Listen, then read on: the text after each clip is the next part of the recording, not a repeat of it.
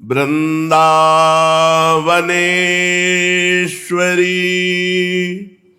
तवैव पदारविन्दम् प्रेमामृतैकमकरन्द रसौघपूर्णम्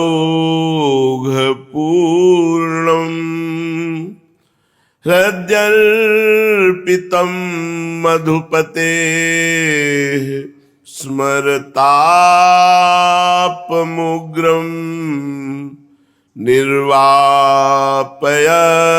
परम शीतलमाश्रयामि निर्वापयत् परम शीतलमाश्रयामि।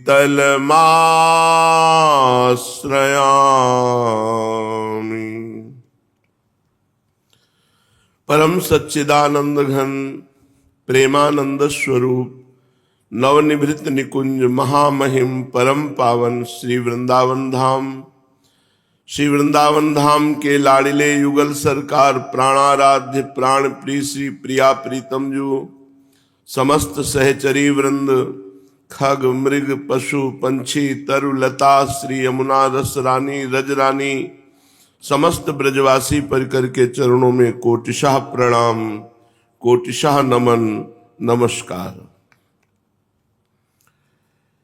देखो, वृत्तियों के सुधार के चक्कर में मत पड़ो, नाम जप में पड़ो। वर्तमान में अगर ये सोचोगे हमारी ये वृत्ति खराब है, ये हमारे अंदर दोष है, तो हमारा वर्तमान में कमजोर चित्त हो रहा है और नाम जप हो नहीं रहा, इसलिए अध्यात्म बल छूट रहा है।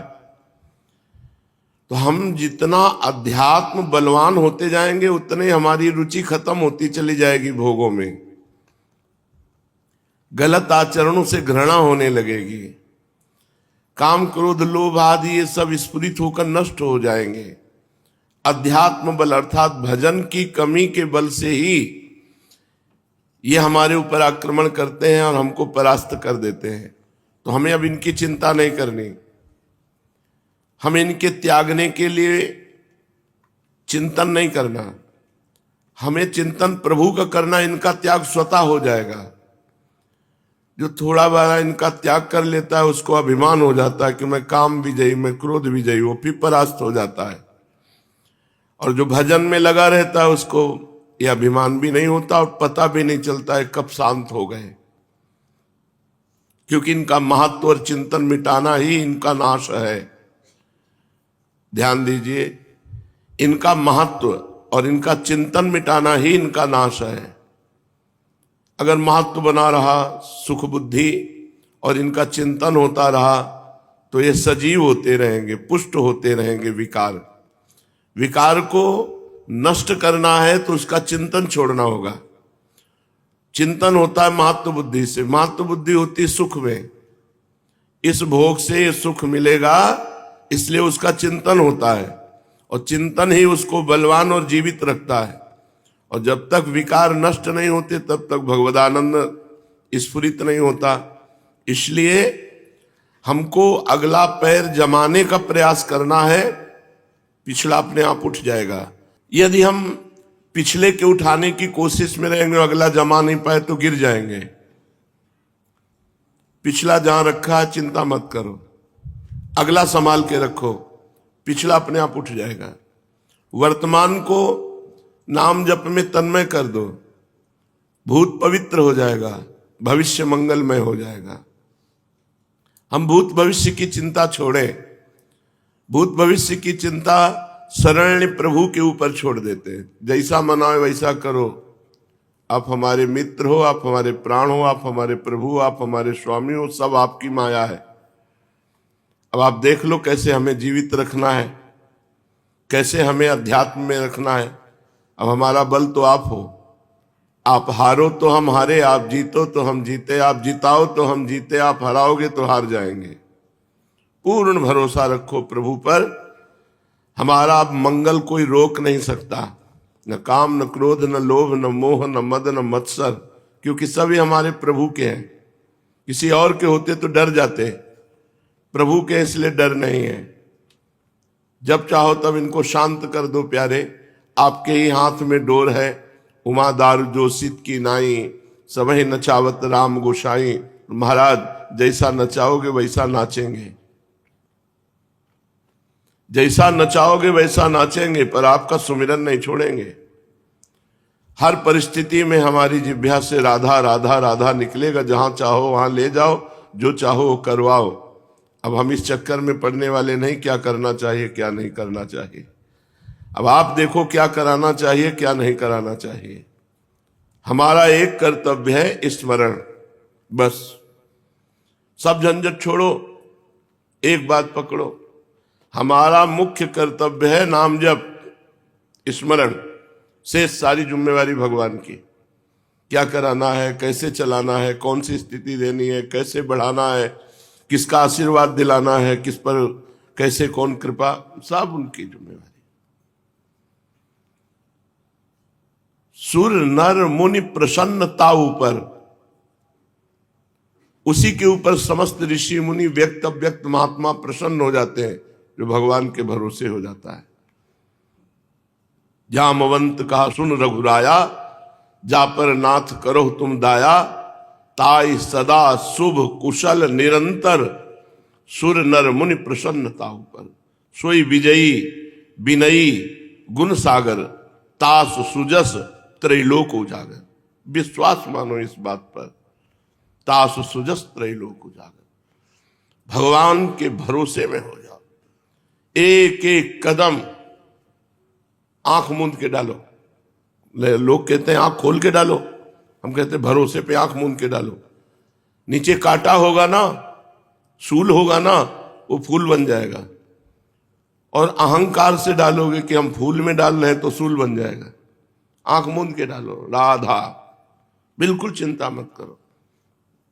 शास्त्र में लिखा है आंख मूंद के दौड़ने पर भी वो कभी भ्रष्ट नहीं होता, क्योंकि सबकी आंख भगवान है, वहीं कदम पड़ेगा जहां पड़ना चाहिए। इसलिए चिंता तो छोड़ो, बस एक बात पकड़ लो, चिंतन न छूटने पावे। जैसे बने वैसे राधा राधा राधा राधा। बहुत से अस्त्र तूणीर में रखे जाते हैं, आग्नेय अस्त्र, वारुणास्त्र, वायुवास्त्र, पर्वतास्त्र, ऐसे हमारे पास अस्त्र हैं।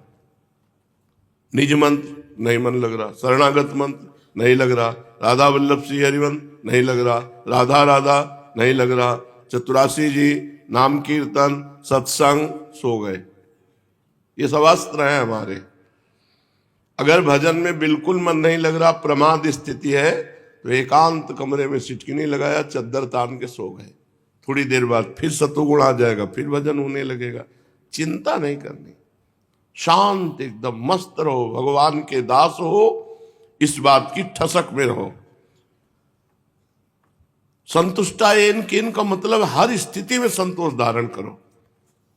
ये लंबे जीवन की बात है, कोई एक दो दिन की नहीं। उकताए हुए पुरुष को परमार्थी की सिद्धि नहीं होती। अरे जल्दी जल्दी काम नष्ट हो जाए, क्रोध न... बने रहो भैया, तू भी बने रहो। श्रीपाद प्रबोधानंद जी ने आगे श्लोक में कहा था, जब पीछे अंतिम की तरफ चल रहा था, कि अय काम क्रोध लोभ मोह मद मत्सर, आओ तुम्हारा स्वागत है, तुम हमारे हृदय में वास करो। ये भरोसा दृढ़ भगवान का, ये उपासना भरोसे की होती है। इसमें ज्यादा क्रियाओं का महत्व नहीं है, इसमें चिंतन का महत्व है। निश्चिंत हो जाओ, राधा राधा राधा। कलम उनके हाथ में है, और जिससे उनकी कलम रुक जाए वो पावर हमारे हाथ में है। अनुल्लिख्यानंतानपि तदपराधान मधुपतिर महाप्रेमाविष्टस्तो परम देयम विमसृति। क्यों? तब एकम श्री राधे गृणति ही नामामृत रसम। हे किशोरीजू, आपके राधा नाम का जो रटन करता है तो लालजू लिखना ही बंद कर देते हैं। अनुल्लिख्या नहीं लिखते, क्या? अनंत अपराध, एक दो पाप नहीं, अनंत अपराध लिखते ही नहीं हैं। क्यों? क्योंकि तब एकम श्री राधे गृणति ही नामामृत रसम। वो आपका नाम रसना के द्वारा रटता है, राधा राधा राधा। तो लालजू सारे पाप नष्ट कर देते हैं और नए लिखते ही नहीं, अनंत अपराध नहीं लिखते। ये तो हुई राधा नाम की महिमा। और यदि कहीं राधा दासी भाव में है, फिर क्या? महिमना का सीमाम स्पृशति तो दास्यैक मनसाम। उसकी महिमा को, सीमा को कोई छू नहीं सकता। जो राधा दासी की ठसक में मैं प्रियाजू की दासी हूं, जिसके मुख में राधा नाम है उसकी ये महिमा है। और जो राधा दासी भाव से है तो राधा किंकरीणाम लुठति चरण यो अद्भुता सिद्धि कोटि, अद्भुत करोड़ों सिद्धियां राधा दासियों के चरणों में लौटती रहती है। तो ये केवल लिखा ही थोड़ी है, हम ठसक में रहे यार। हमारे पैदा किए होते काम क्रोध लोभ मोह मद मत्सर, फिर इनसे हम, तो आप कह सकते थे आपके पैदा किए हुए हैं और आपके पैदा किए हुए हम हैं और हम आपकी शरण में हैं। अगर पिटवा रहे हो तो बेइज्जती तुम्हारी होगी। हम किसी और की तरफ नहीं देखेंगे, हम आपकी तरफ देखेंगे। बस अपनी धुन में रहो, किसी की मत सुनो। ऐसा करोगे तो भगवान ऐसा नहीं करेंगे, कृपा नहीं करेंगे, ये किसी की बात मत सुनो। तुमको ऐसा चलना पड़ेगा, तुमको ऐसा चलना, सुन लो सबकी बात और भगवान की तरफ देखो। जैसा चलाना हो वैसा चला लेना, हम केवल आपका स्मरण करेंगे। हमारे हाथ की बात है नाम न छूटे, उसमें कृपा उनकी सहयोग है, पर हमारा जो प्रयत्न होना चाहिए वो इस बात का भजन न छूटे। पूज्यपाद श्रीपाद प्रबोधानंद जी महाराज वर्णन करते हैं, यत्र क्रीडन्ति कृष्ण प्रिय सखी शुभलाद्यद्भुता भीरबाला, मोदन्ते यत्र राधारतिमय ललिताद्युज्ज्वल श्री किशोर्यः, आश्चर्यानंगरंगैरः निशिदिवा खेलनासक्त राधा, कृष्णौ रत्येक तृष्णौ मम समुदयताम श्रील वृंदावनम तत्। गोष्ठ वृंदावन, जहां भगवान श्री कृष्ण अपने प्राण प्रिय सखाओं के शुभलाद्य के साथ विविध प्रकार की क्रीड़ा करते हैं, ऐसे गोष्ठ वृंदावन को हम नमस्कार करते हैं। और जहां श्री किशोरी जी के साथ ललितादि सखियां, इसमें जब गोपीजनों का प्रवेश होता है तो गोपी वृंदावन, और जहां गोपियों का भी प्रवेश नहीं होता और निज सखियों के साथ लीला परायण रहते हैं, वो नवनिवृत्त निकुंज वृंदावन। तीनों वृंदावन का स्मरण करते हैं इस श्लोक में श्रीपाद प्रबोधानंद जी। उज्ज्वल रस विशिष्टा श्री ललितादि किशोरी वृंद के सहित दिन रात जहां अनंग रंग का खेल हो रहा है, अनंग प्रेम को भी कहते हैं, जहां महाप्रेम का खेल हो रहा है, एकमात्र युगल सरकार तृष्णा परायण है, कभी तृप्त नहीं होते इस अनंग खेल से। ऐसे श्री प्रिया प्रीतम के नवनिवृत्त निकुंज वृंदावन में मेरी रति हो, वृंदावन मेरे हृदय में प्रकाशित हो। स्वच्छम स्वच्छंदमेवास्त्यति मधुर रसार निर्झरादम्बुपातम, भोक्तुम स्वादो निकामम सकल तरुतले शीर्ण पर्णानि सन्ति, कामम निश्चितवातम विमल गिरि गुहा दृष्टि निर्भाति वस्तुम, श्री वृंदारण्य में तदपि यदि जिहा सामिहातोस्मि।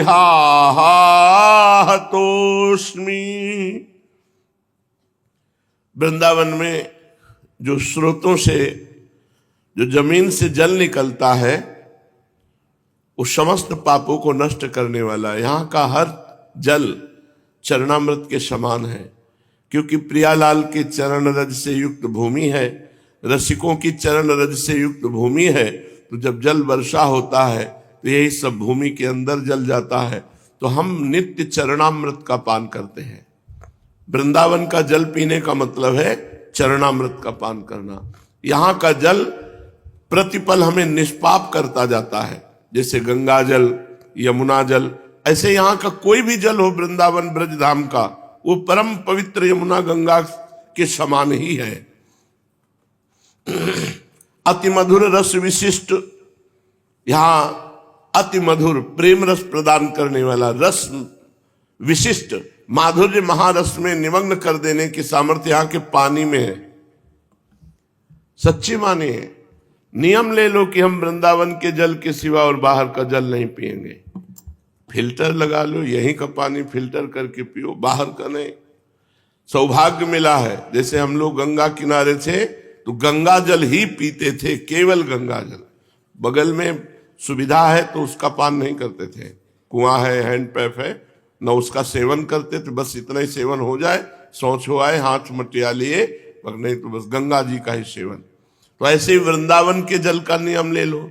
आप धामवासी हो, यहाँ वृंदावन का पानी फिल्टर मशीन लगा लो, फिल्टर करके श्री जी को भोग लगा के प्रसादी जल पान करो। यथेच्छ भोजन, जो गृहस्थ हैं धर्म के द्वारा कमाई से भोजन बनाओ और प्रियालाल को भोग लगाओ, फिर प्रसाद पाओ। प्रसाद भुक्तम उच्छिष्टामृत भुक्तवैव, प्रियालाल को अर्पित किए बिना कुछ भी मत पाओ। अमनिया तो पाओ मती, नहीं दासत्व में कलंक लग जाएगा। हम प्रियालाल के दास हैं तो उनका जूठन ही पाएंगे। भोग लगाकर भोजन, अर्पित करके जल, कोई भी पुष्प वस्तु कुछ भी ऐसा नहीं जो प्रियालाल को अर्पित ना किया जाए। ऐसे दर्शन करा दो, बहुत जल्दी है तुम्हें, भोग लगाने का टाइम नहीं है, तो ऐसे सामने जाकर ऐसे दर्शन करा दो, जय बोलो, पालो जाके। और कुछ ना मिले तो कह रहे सूखे पत्ते खा के जी लेना, लेकिन वृंदावन मत छोड़ना। पानी पी के, यहां गिरे हुए सूखे पत्ते खा करके, लेकिन हम वृंदावन नहीं छोड़ेंगे। यथेष्ट कामम निशीत वातम विमलगिरी गुहाद्यस्त निर्भाति वस्तुम, रहने को न मिले तो फुटपाथ में पड़े, किसी पुराने मंदिर के चबूतरे में पड़े। हमें लगता है 25-30 वर्ष तो ऐसे ही गए हैं। 25-30 वर्ष कभी कमरे में नहीं सोए होंगे। ये तो घाट, मंदिर, वृक्ष का नीचे, खंडहर, यही। कभी बिजली पंखा इनके नीचे कभी नहीं। जवानी ऐसे गई है कि कभी स्मरण ही नहीं आता था कि कोई संसार के सुख है। बस एक आग लगी थी, कैसे भगवत प्राप्ति हो, कैसे भगवत आनंद की अनुभूति हो। और भगवान की कृपा से ऐसे ऐसे संत मिलते जाते कि और आग बढ़ती जाती वैराग्य की। तो गर्मी सर्दी को सहो, अभ्यास कर लो, वैसे होगा। पूरी सर्दी ठंडे पानी से स्नान करना, गीजर के पानी का प्रयोग न करना। पूरी सर्दी बहुत ठंड लग रही है, नीचे की मार्किन ओढ़ लेना। महंगा कंबल रखा है, नहीं रखा है सबको दिखाने के लिए, अपनी रहने में रहे।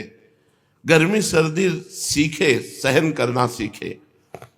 नहीं है तो कोई गिरी गुफा में पड़ा रहे, कंदरा में पड़ा रहे, लेकिन वृंदावन वास न छोड़े। कैसी भी परिस्थिति आवे, वो मंद भाग्य है जो सुविधा को लेकर के वृंदावन को छोड़ता है। यहां का पानी अनुकूल नहीं, अरे यहां बहुत भीड़ है, क्या भजन, भजन तो एकांत में होता है।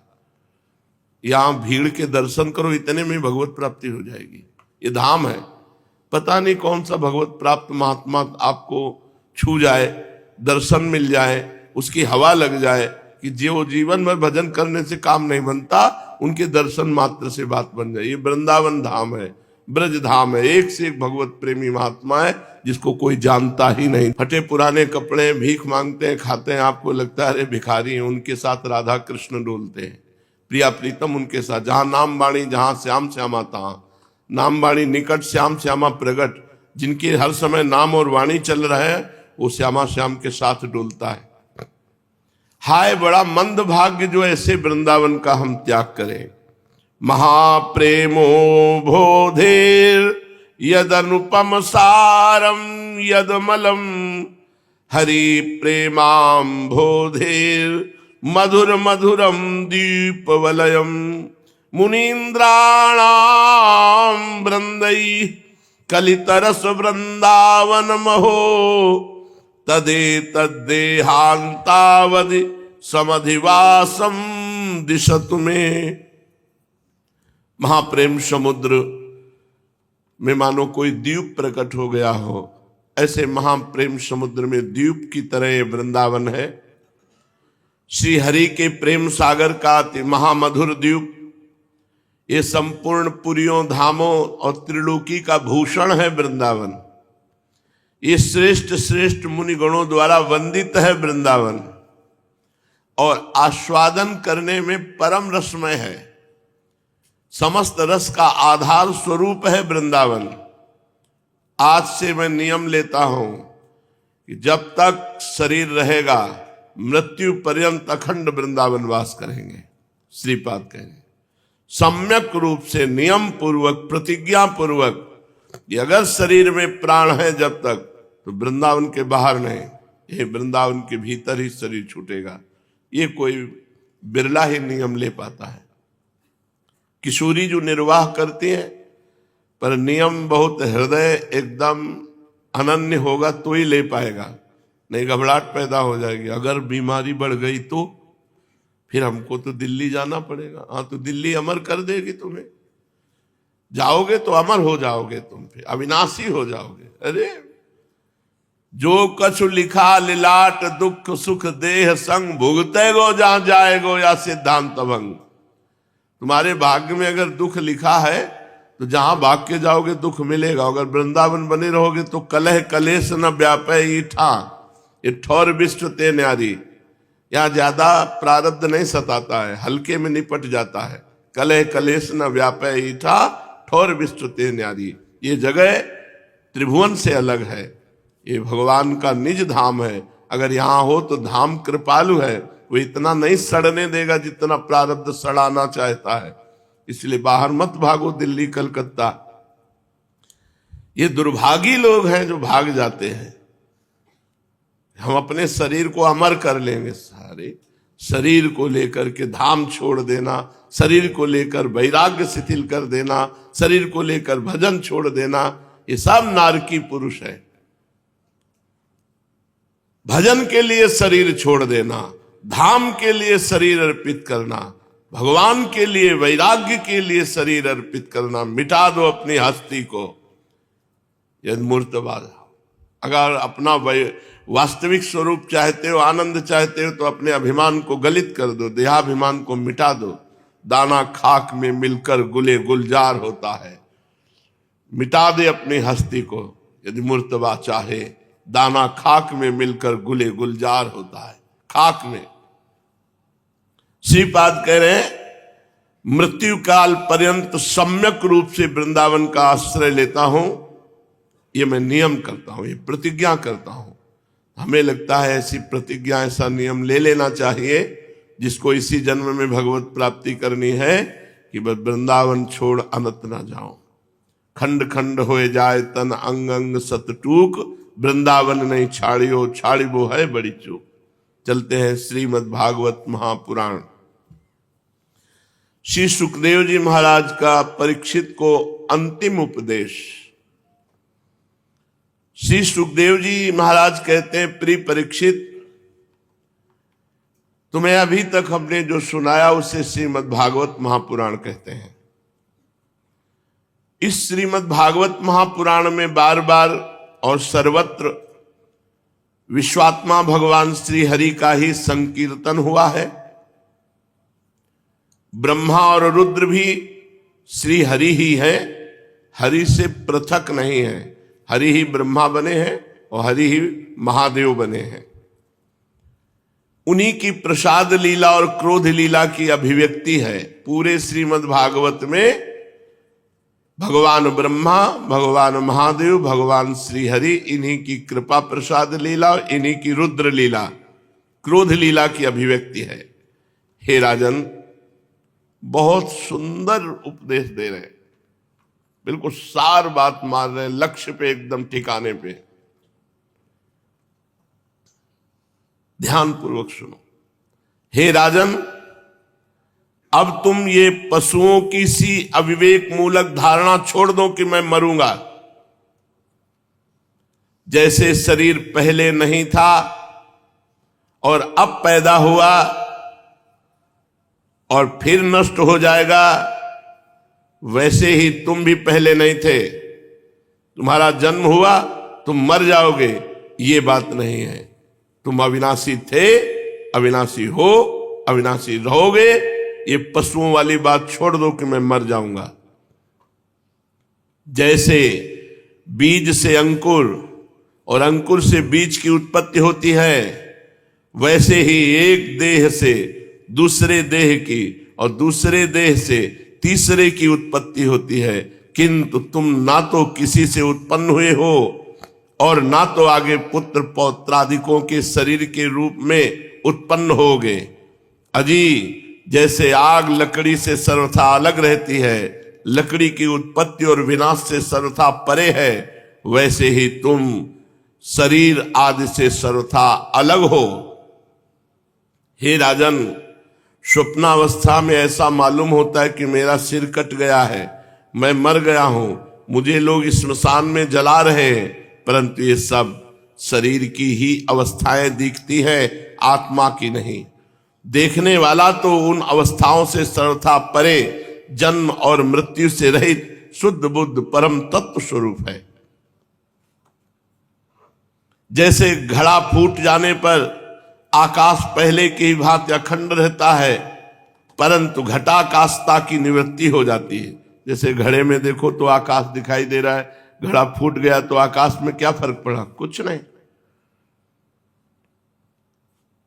परंतु घटाकाशता की निवृत्ति हो जाने से लोगों को ऐसा प्रतीत होता है कि वो महाकाश में मिल गया। वास्तव में तो वो मिला हुआ था ही। वैसे ही देहपात हो जाने पर ऐसा मालूम पड़ता है मानो जीव ब्रह्म से मिल गया। नहीं, वो ब्रह्म रूप है ही। वास्तव में जीव ब्रह्म ही था, ब्रह्म ही है, ब्रह्म ही रहेगा। उसकी अब्रह्मता तो प्रतीति मात्र थी। मन ही आत्मा के लिए शरीर, विषय और कर्मों की कल्पना कर लेता है और उस मन की सृष्टि करती है माया, अविद्या। वास्तव में माया ही जीव के संसार चक्र में पड़ने का कारण है। जब तक तेल रखने का पात्र, बत्ती और आग का संयोग रहता है, तभी तक दीपक में दीपक पना है। वैसे ही उनके ही समान जब तक आत्मा का कर्म, मन, शरीर और इनमें रहने वाले चैतन्याधास के साथ संबंध रहता है, तभी तक उसे जन्म मृत्यु के चक्र में संसार में भटकना पड़ता है और रजोगुण, सतोगुण, तमोगुण की वृत्तियों से उत्पन्न स्थित एवं विनष्ट होना पड़ता है। परंतु जैसे दीपक के बुझ जाने से तत्व रूप तेज का विनाश नहीं होता, वैसे ही संसार और शरीर का नाश होने पर स्वयं प्रकाश आत्मा का नाश कभी नहीं होता, क्योंकि वह कार्य और कारण व्यक्त और अव्यक्त सबसे परे है।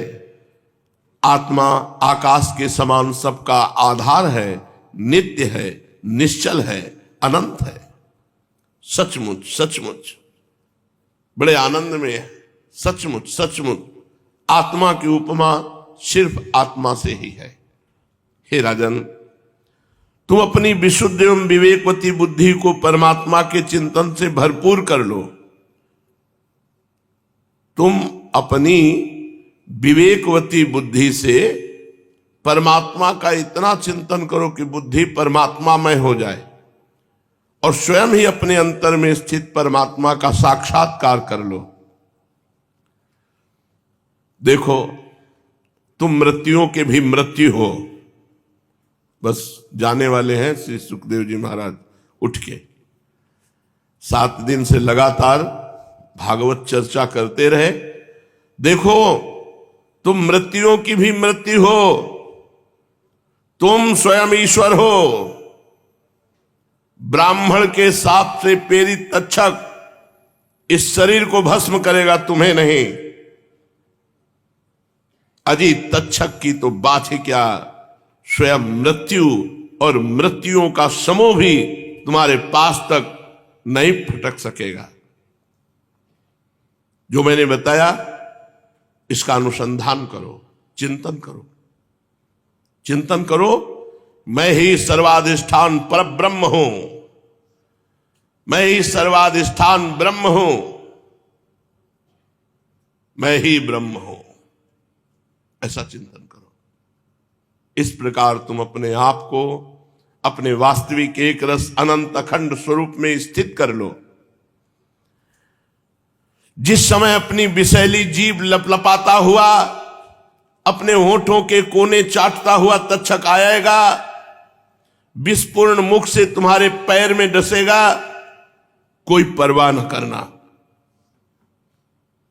तुम अपने आत्म स्वरूप में स्थित होकर इस शरीर को और तो क्या सारे विश्व को भी अपने से पृथक न देखना।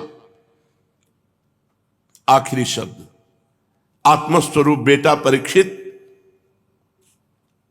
कितना प्यार मिला श्री सुखदेव जी का परीक्षित जी को। इतने विरक्त परमहंस कहते हैं, आत्मस्वरूप बेटा परीक्षित, तुमने विश्वात्मा भगवान की लीला के संबंध में जो प्रश्न किया था उसका उत्तर मैंने दे दिया। अब और क्या जानना चाहते हो? श्री सूत जी महाराज शौनकादि ऋषियों से कहा, हे ऋषियों, व्यास नंदन श्री सुखदेव जी समस्त चराचर जगत को अपनी आत्मा के रूप में अनुभव करने वाले महापुरुष हैं।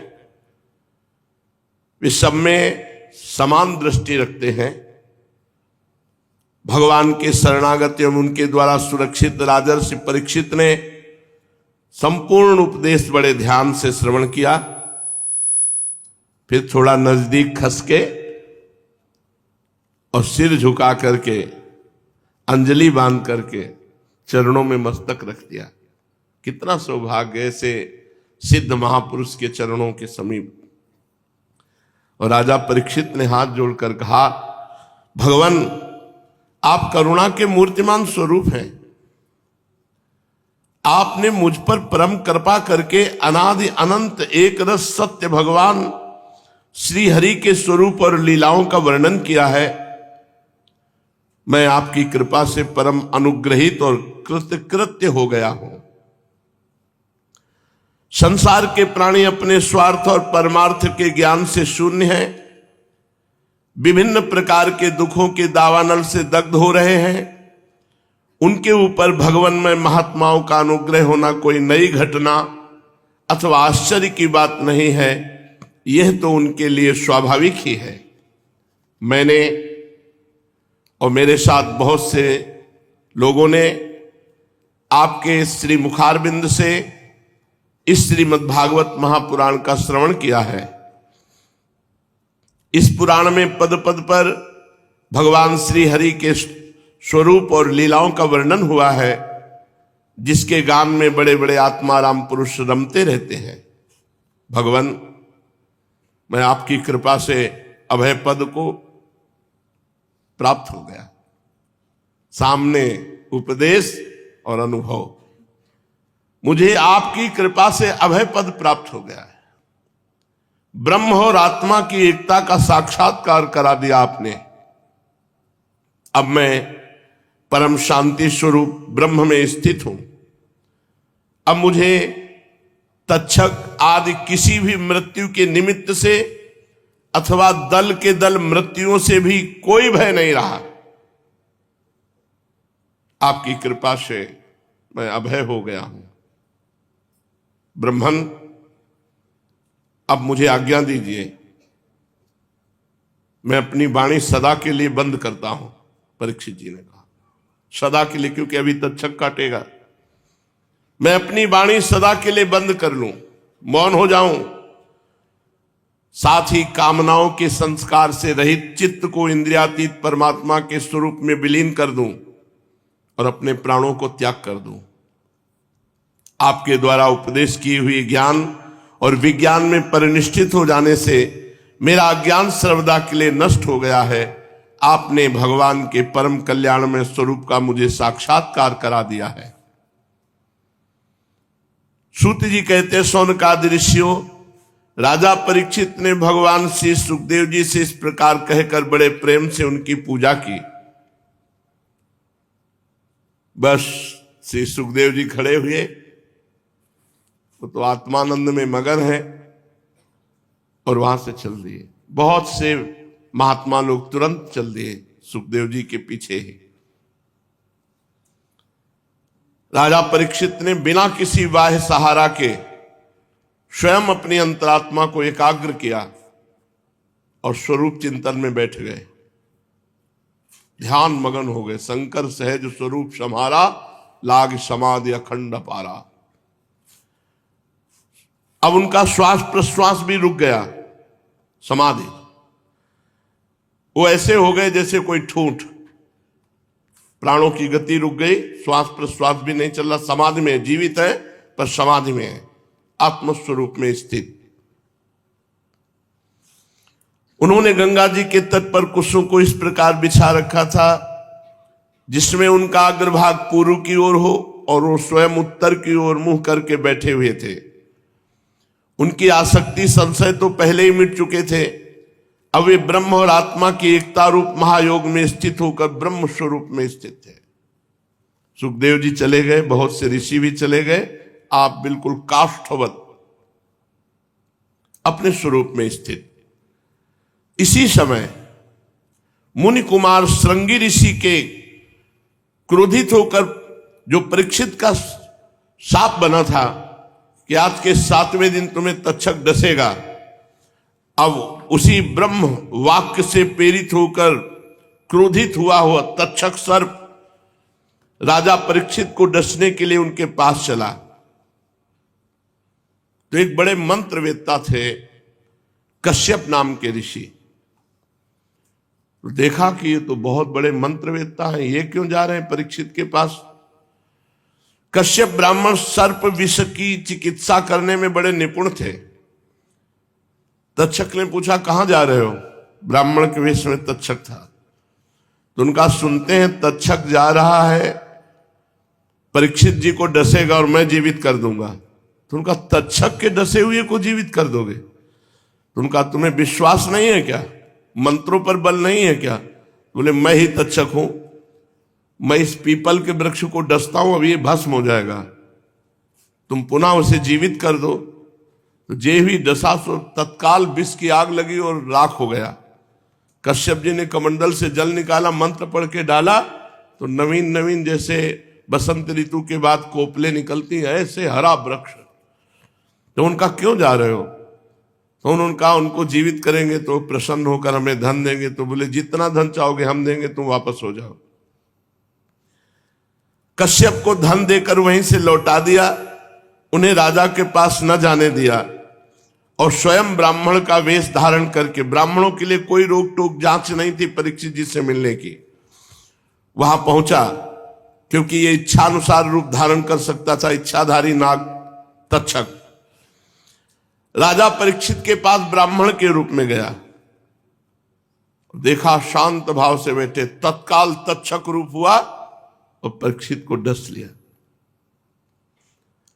राजा परीक्षित को तक्षक ने जब डसा, उसके पहले ही वो शरीर छोड़ चुके थे, ब्रह्म भाव में स्थित होकर। अभी था ना श्वास प्रश्वास की गति रुक गई समाधि अवस्था में, पर वो पहले ही शरीर का राग छोड़कर आत्मस्वरूप में स्थित थे।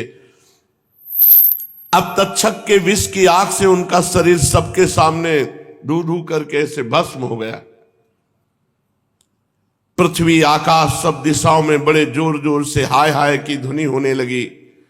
देवता असुर मनुष्य आदि सब के सब परीक्षित की परम गति देखकर विस्मित हो गए।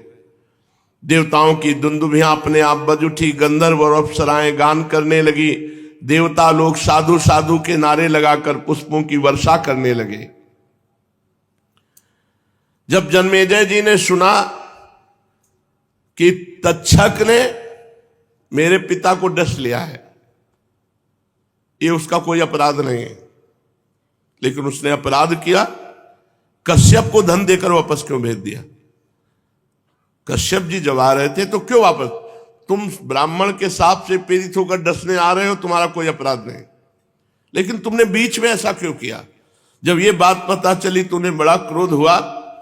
उन्होंने अपने ब्राह्मणों से, ऋषियों से कहा कि ऐसी यज्ञ, सर्पेष्टि यज्ञ कराना चाहते हैं जिससे तक्षक की आहुति दे सके। स्वाहा हमारे सामने तड़पता हुआ यज्ञ कुंड में जले। जन्मेजय के कहने से बड़े बड़े ब्रह्म ऋषियों ने स्वीकृति दे दी और सर्पेष्टि यज्ञ प्रारंभ हुई। 500 फण वाले, 100 फण वाले, 1000 फण वाले ऐसे सर्प जिनका नाम लेकर आहुति देते, कुल के कुल आकर उसमें यज्ञ कुंड में भस्म होने लगे। प्रज्वलित अग्नि में बड़े बड़े महासर्प, इच्छाधारी सर्प भस्म हो जाते। अब ये अत्यंत भयभीत होकर देवराज की शरण में गया तक्षक। बहुत सर्पों के भस्म होने पर भी तक्षक नहीं आया। ये देखकर परीक्षित नंदन राजा जन्मेजय ने ब्राह्मणों से कहा, ब्राह्मणों, जिसके लिए हमने सर्पेष्टि यज्ञ की वो तक्षक तो अभी तक भस्म ही नहीं हुआ, क्यों नहीं भस्म हो रहा? ब्राह्मणों ने कहा, राजेंद्र, तक्षक इस समय इंद्र की शरण में चला गया है और इंद्र तक्षक की रक्षा कर रहे हैं। अब जन्मेजय जी ने कहा, तो कहां है? बोले, देवराज इंद्र के पावे में लिपटा हुआ है।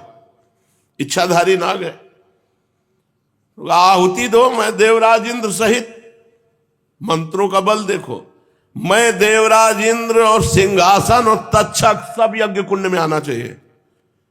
ब्रह्म ऋषियों ने शुरू किया, हरि ओम। नाचने लगा आकाश में सिंहासन, घूमने लगा। देवराज इंद्र तो उतर के भागे, लेकिन तक्षक ने स्तंभित कर दिया। सिंहासन छोड़कर नहीं हट सकता तक्षक। देवराज इंद्र का इसलिए अपराध बनता है कि तुमने ऐसे अपराधी को क्यों शरण दी, पर वो देवराज इंद्र त्रिभुवनपति उतर कर भागे तो सिंहासन में स्तंभित कर दिया कि हिल नहीं सकता तक्षक की, भाग जाए छोड़कर, इच्छाधारी है। अब वो नाचने लगा। इसी समय अग्निकुंड में वो गिरने ही वाला था कि आस्तिक ऋषि, तक्षक के भांजे हैं, वासुकी नाग के भांजे हैं, उन्होंने कहा, तिष्ठ तिष्ठ तिष्ठ। वही आकाश में ही आहुति ऐसे, और वही रोक दिया और कहा, यह आहुति मुझे दान में दे दो। और यज्ञ का नियम होता है कि मांगने वाले को दिया जाता है। तो जन्मेजय जी ने कहा, ब्राह्मण कुमार, इस आहुति को छोड़कर जो चाहो मांग लो। उन्होंने कहा, मुझे कुछ नहीं चाहिए, यही आहुति। फिर ऋषियों ने कहा, भगवान की ऐसी इच्छा है। सर्पेष्टि यज्ञ भंग हुई और तक्षक जीवित रहा। परीक्षित जन्मेजय बड़े ही बुद्धिमान और वीर थे। उन्होंने ब्राह्मणों की बात सुनकर ऋतुजों से कहा, ब्राह्मणों, आप लोग इंद्र के साथ तक्षक को क्यों नहीं अग्नि में गिरा देते? जन्मेजय की बात सुनकर ब्राह्मणों ने उस यज्ञ में इंद्र के साथ तक्षक का अग्निकुंड में आवाहन किया। उन्होंने कहा, रे तक्षक, तुम मरुदगण के सहचर इंद्र के साथ इस अग्निकुंड में शीघ्र आ जा। सहेन्द्र तक्षको विप्रा नाग्नो कीमति पात्यते। मंत्र में कितनी बड़ी सामर्थ्य है। जब ब्राह्मणों ने इस प्रकार आकर्षण मंत्र का पाठ किया तो इंद्र अपने स्थान स्वर्ग से विचलित हो गए। विमान पर बैठे हुए इंद्र तक्षक के साथ ही बहुत घबरा गए। उनका विमान आकाश में चक्कर काटने लगा।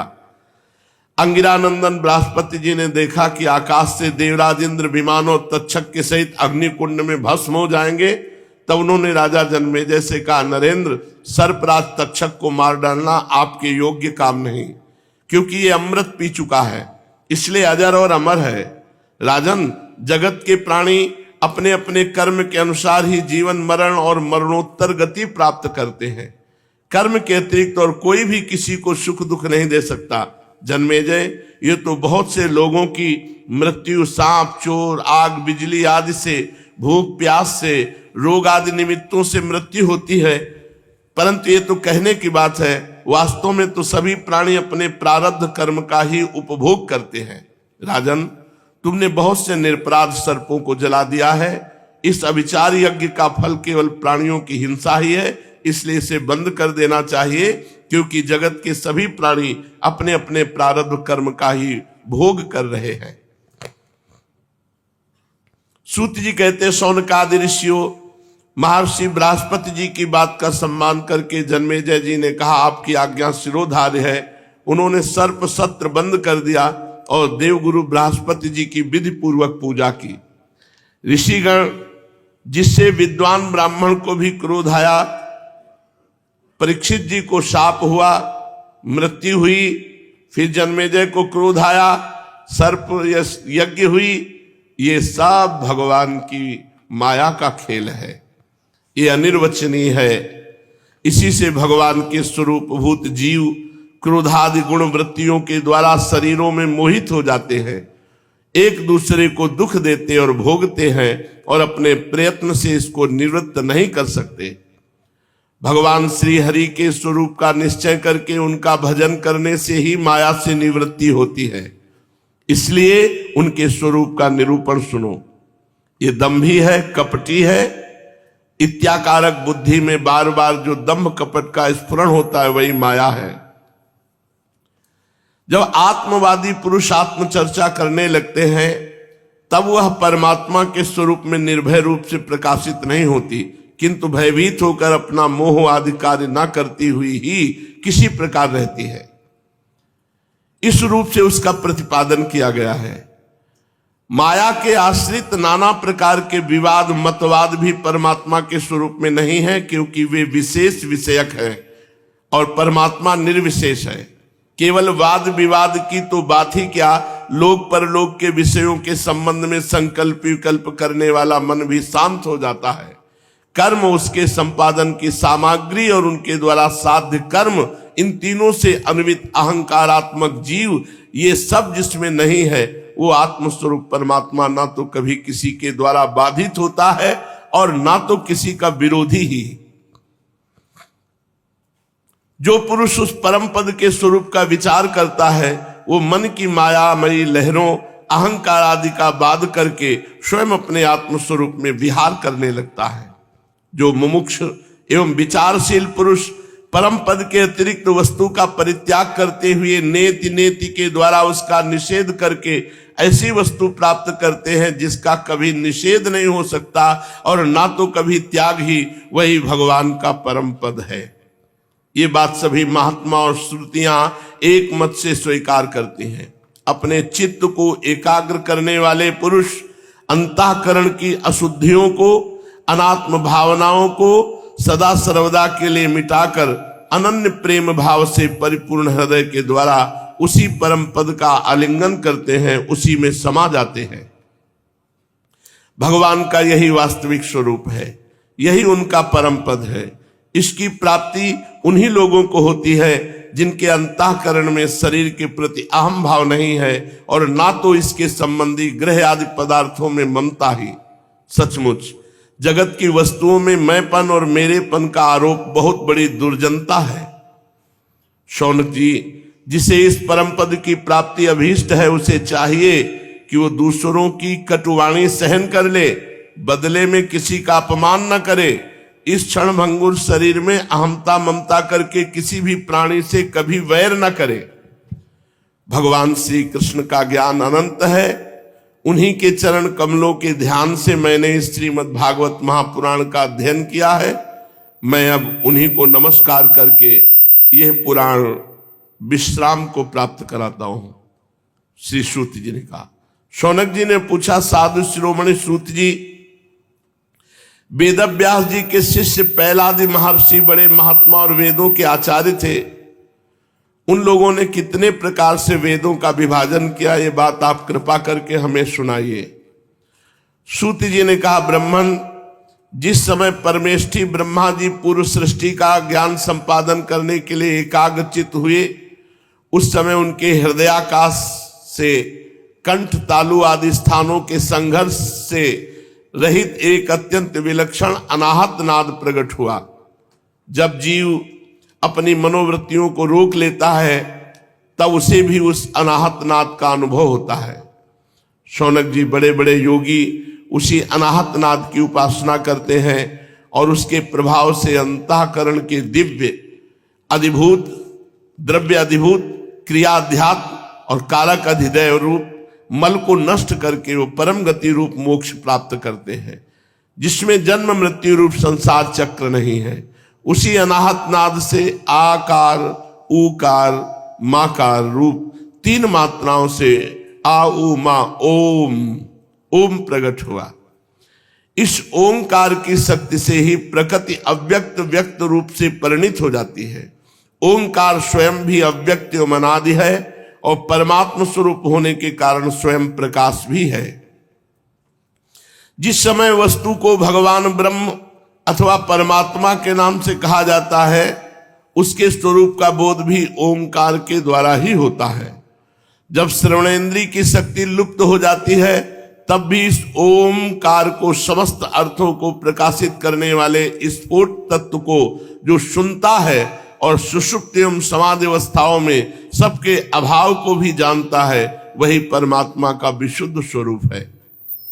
वही ओम परमात्मा से हृदयाकाश से प्रकट होकर वेद रूपा वाणी को अभिव्यक्त करता है। ओमकार अपने आश्रय परमात्मा परब्रह्म का साक्षात वाचक है और ओमकार ही संपूर्ण मंत्र, उपनिषद और वेदों का सनातन बीज है। शौनक जी, ओमकार के 3 वर्ण हैं, आ उ मा।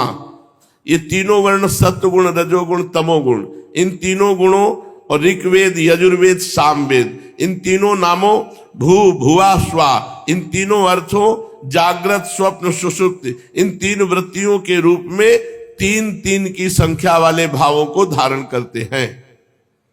इसके बाद सर्वशक्तिमान ब्रह्मा जी ने ओंकार से ही अंतस्था यारा लावा, उष्म शाखा साहा, स्वर आ से औ तक, स्पर्श का से मा तक तथा ह्रस्व और दीर्घ आदि लक्षणों से युक्त अक्षर सामान्याय अर्थात वर्णमाला की रचना की।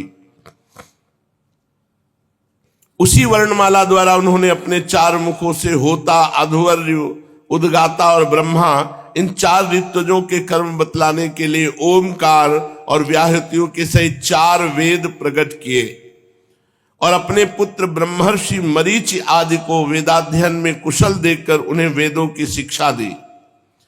वे सभी जब धर्म का उपदेश करने में निपुण हो गए तब उन्होंने अपने पुत्रों को उनका अध्ययन कराया।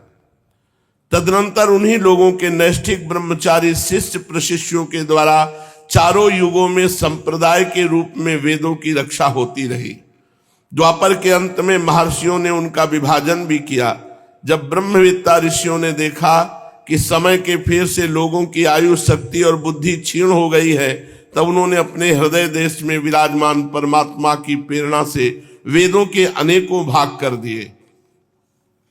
शौनक जी, इस वैवस्वत मनवंतर में भी ब्रह्मा, शंकर आदि लोकपालों की प्रार्थना से अखिल विश्व के जीवनदाता भगवान ने धर्म की रक्षा के लिए महर्षि पाराशर द्वारा सत्यवती के गर्भ से अपने अंशांश कला स्वरूप भगवान श्री कृष्ण द्वैपायन व्यास देव जी के रूप में अवतार ग्रहण किया।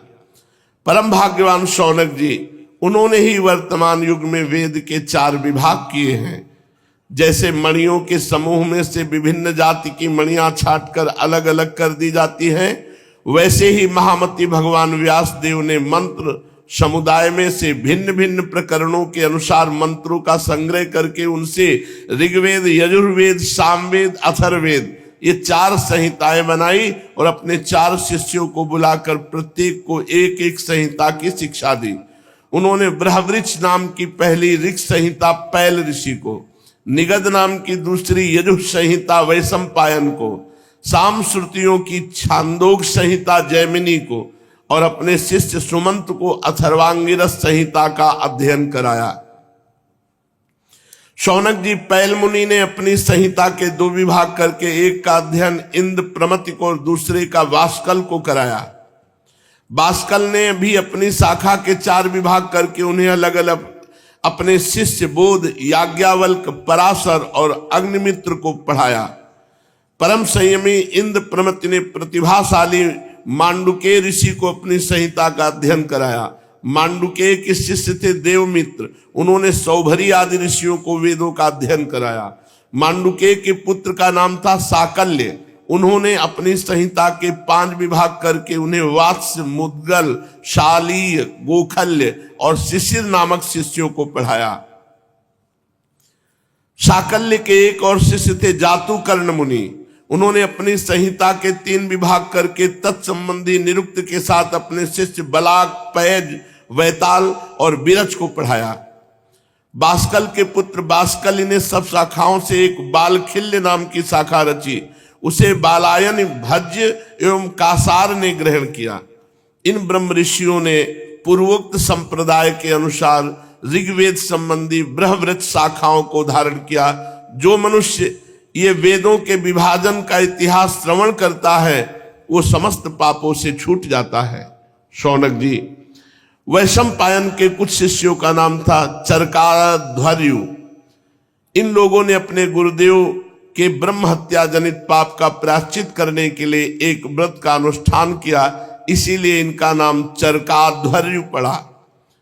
वैशंपायन के एक शिष्य याज्ञवल्क्य मुनि ने भी थे। उन्होंने अपने गुरुदेव से कहा, अहो भगवान, ये चरकाध्वर्यु ब्राह्मण तो बहुत ही थोड़ी शक्ति रखते हैं, इन्हें व्रत पालन से लाभ ही कितना है। मैं आपके प्रायश्चित के लिए बहुत ही कठिन तपस्या करूंगा। याज्ञवल्क्य मुनि की ये बात सुनकर वैशंपायन मुनि को क्रोध आ गया।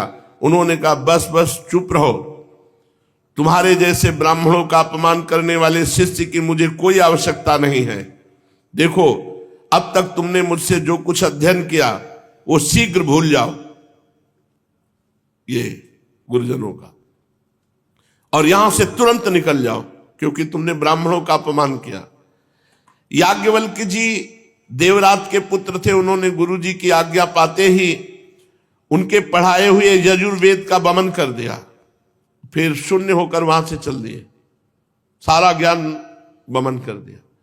जब मुनियों ने देखा कि याज्ञवल्क्य ने तो यजुर्वेद का वमन कर दिया, तब उनके चित्त में इस बात के लिए बड़ा लालच हुआ कि हम लोग किसी प्रकार इसको ग्रहण कर लें, परंतु ब्राह्मण होकर उगले हुए मंत्रों को ग्रहण करना अनुचित है, ऐसा सोचकर वे तीतर बन गए और संहिता को चुग लिया। इसी से यजुर्वेद की वह परम रमणीय शाखा तैत्तिरीय के नाम से प्रसिद्ध हुई।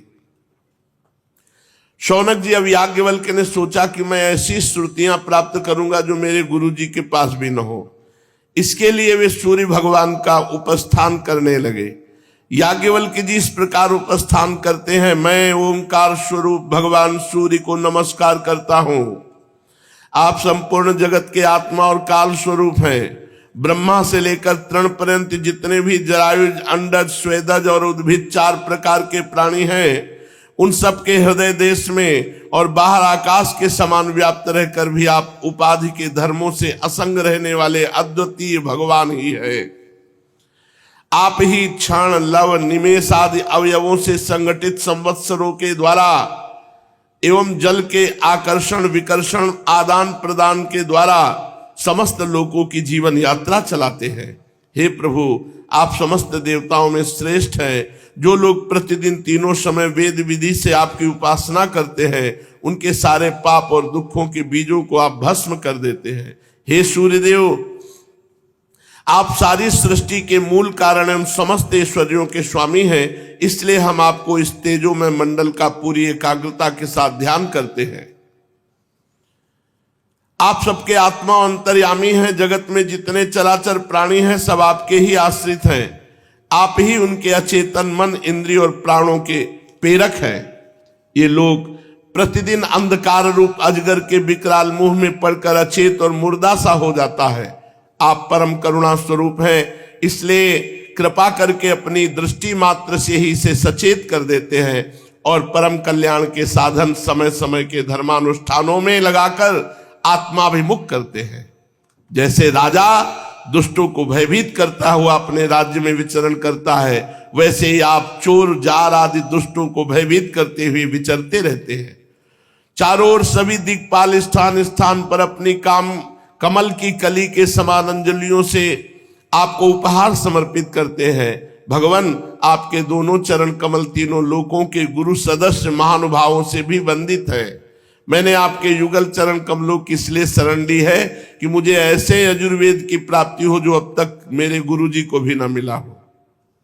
सूत जी कहते, शौनकादि ऋषियों, जब याज्ञवल्क्य मुनि ने भगवान सूर्य की इस प्रकार स्तुति की, तब वे प्रसन्न होकर उनके सामने अश्वरूप से प्रकट हुए और उन्हें यजुर्वेद के उन मंत्रों का उपदेश किया जो अब तक किसी को प्राप्त न हुए थे। इसके बाद याज्ञवल्क्य मुनि ने यजुर्वेद के असंख्य मंत्रों से उसकी 15 शाखाओं की रचना की।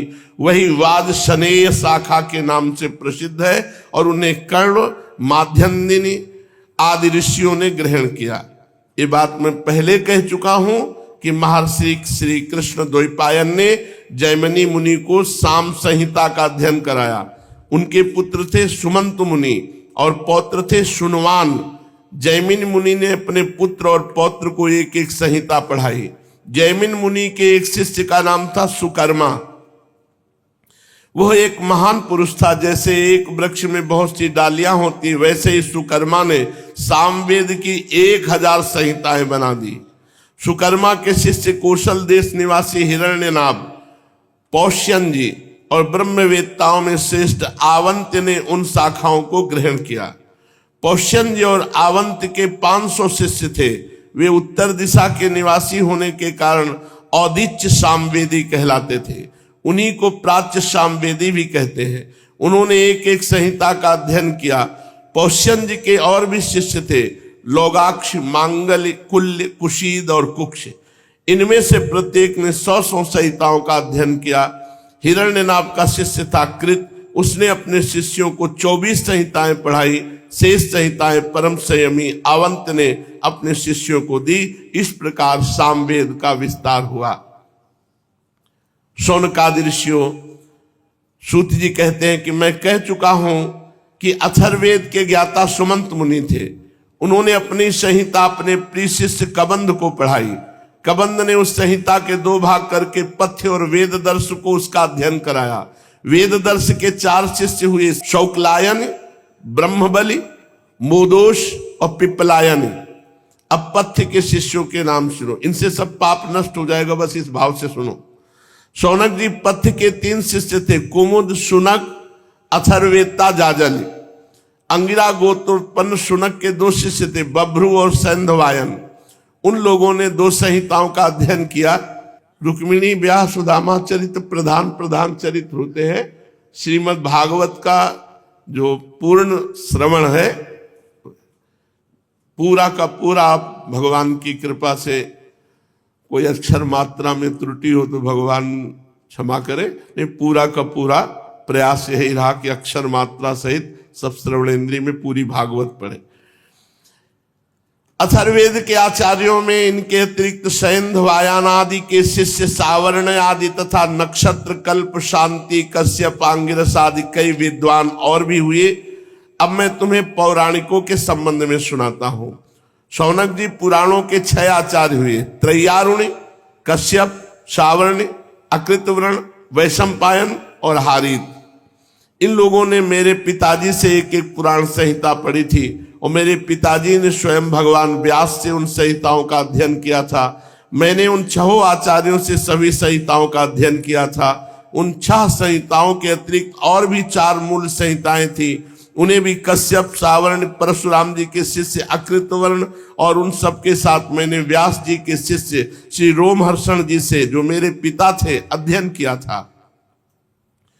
शौनक जी महर्षियों ने वेद और शास्त्रों के अनुसार पुराणों के लक्षण बताए हैं। अब तुम स्वस्थ होकर सावधानी से उनका वर्णन सुनो। शौनक जी पुराणों के पारदर्शी विद्वान बतलाते पुराणों के 10 लक्षण हैं।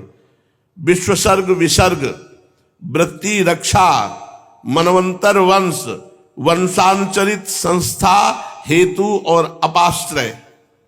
कोई आचार्य पुराणों के 5 ही लक्षण बताते हैं।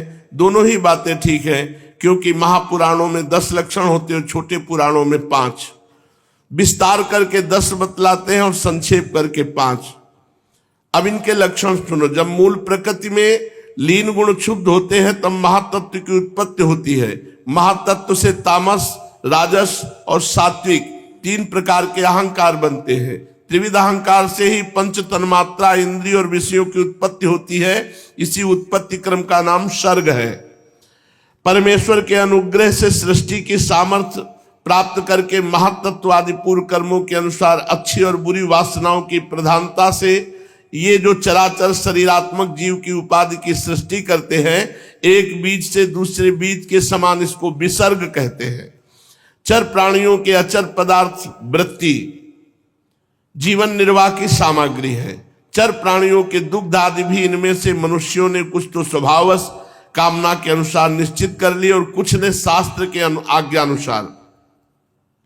भगवान युग युग में पशु पक्षी मनुष्य ऋषि देवता आदि के रूप में अवतार ग्रहण करके अनेक लीलाएं करते हैं। इन्हीं अवतारों में से वे वेद धर्म के विरोधियों का संहार भी करते हैं। उनकी अवतार लीला विश्व की रक्षा के लिए होती, इसलिए उसका नाम रक्षा है। मनु देवता, मनुपुत्र, इंद्र, सप्त ऋषि और भगवान के अंशावतार, इन्हीं 6 बातों को विशेषता से युक्त समय को मनवंतर कहते हैं। ब्रह्मा जी से जितने राजाओं की सृष्टि हुई उनकी भूत भविष्य और वर्तमान कालीन संतान परंपरा को वंश कहते हैं। उन राजाओं के तथा उनके वंशधरों के चरित्र का नाम वंशानुचरित है। इस ब्रह्मांड का स्वभाव से ही प्रलय हो जाता है। उसके 4 भेद हैं, नैमित्तिक, प्राकृतिक, नित्य और आत्यंतिक। तत्व के विद्वानों ने इन्हीं को संस्था कहा है। पुराणों के लक्षण में हेतु नाम से जिसका व्यवहार होता है वो जीव ही है, क्योंकि वास्तव में वही सर्ग विसर्ग आदि का हेतु है और अविद्यावश अनेकों प्रकार के कर्म कलाप में उलझ गया है। जो लोग उसे चैतन्य प्रधान की दृष्टि से देखते हैं वे उसे अनुशयी अर्थात प्रकृति में शयन करने वाला कहते हैं, और जो उपाधि की दृष्टि से कहते हैं वे उसे अव्याकृत अर्थात प्रकृति रूप कहते हैं। जीव की वृत्तियों के 3 विभाग हैं, जागृत, स्वप्न, सुषुप्ति। जो इन अवस्थाओं में इनके अभिमानी विश्व, तेजस और प्राज्ञ के मायामय रूपों में प्रतीत होता है और इन अवस्थाओं से परे तुरी तत्व के रूप में विलक्षित होता है, वही ब्रह्म है। उसी को यहां अपाश्रय शब्द से कहा गया है। नाम विशेष और रूप विशेष से युक्त पदार्थों पर विचार करें तो वे सत्ता मात्र वस्तु के रूप में सिद्ध होते हैं। उनकी विशेषताएं लुप्त हो जाती हैं। असल में वो सत्ता ही उन विशेषताओं के रूप में प्रतीत भी हो रही है और उनसे पृथक भी। ठीक इसी न्याय से शरीर और विश्व ब्रह्मांड की उत्पत्ति से लेकर मृत्यु और महाप्रलय पर्यंत जितनी भी विशेष अवस्थाएं हैं उनके रूप में परम सत्य स्वरूप ब्रह्म ही प्रतीत हो रहा है और वो उनसे सर्वथा पृथक भी है। यही वाक्य भेद से अधिष्ठान और साक्षी के रूप में ब्रह्म ही पुराणोक्त आश्रय तत्व है। जब चित्त स्वयं आत्म विचार तथा योगाभ्यास के द्वारा सतोगुण, रजोगुण, तमोगुण संबंधी व्यवहारिक वृत्तियों और जागृत स्वप्न आदि स्वाभाविक वृत्तियों का त्याग करके उपराम हो जाता है, तब शांत वृत्ति उदय होती। तत्वमसि तत्वमसि आदि महावाक्यों द्वारा आत्मज्ञान उदय होता है। उस समय आत्मवेत्ता पुरुष अविद्या जनित कर्म वासना और कर्म प्रवृत्ति से निवृत्त हो जाता है। शौनक आदि ऋषियों, पुरातत्ववेत्ता, ऐतिहासिक विद्वानों ने इन्हीं लक्षणों के द्वारा पुराणों की पहचान बतलाई है। ऐसे लक्षणों से युक्त छोटे बड़े 18 पुराण हैं। 18 पुराणों के नाम ये हैं: ब्रह्म पुराण, पद्म पुराण, विष्णु पुराण, शिव पुराण, लिंग पुराण, गरुड़ पुराण, नारद पुराण, भागवत पुराण, अग्नि पुराण, स्कंद पुराण, भविष्य पुराण, ब्रह्म वैवर्त पुराण, मार्कंडेय पुराण, वामन पुराण, वाराह पुराण, मत्स्य पुराण, कूर्म पुराण और ब्रह्मांड पुराण। ये 18 पुराण हैं। शौनक जी, व्यास जी की शिष्य परंपरा ने जिस प्रकार वेद संहिता और पुराण संहिताओं का अध्ययन, अध्यापन, विभाजन आदि किया वो मैंने तुम्हें सुनाया। जो इस प्रसंग को सुनता है वो निष्पाप हो जाता है और भगवत तेज, ब्रह्म तेज की अभिवृद्धि होती। शेष चर्चा आगे। श्री राधा वल्लभ लाल की।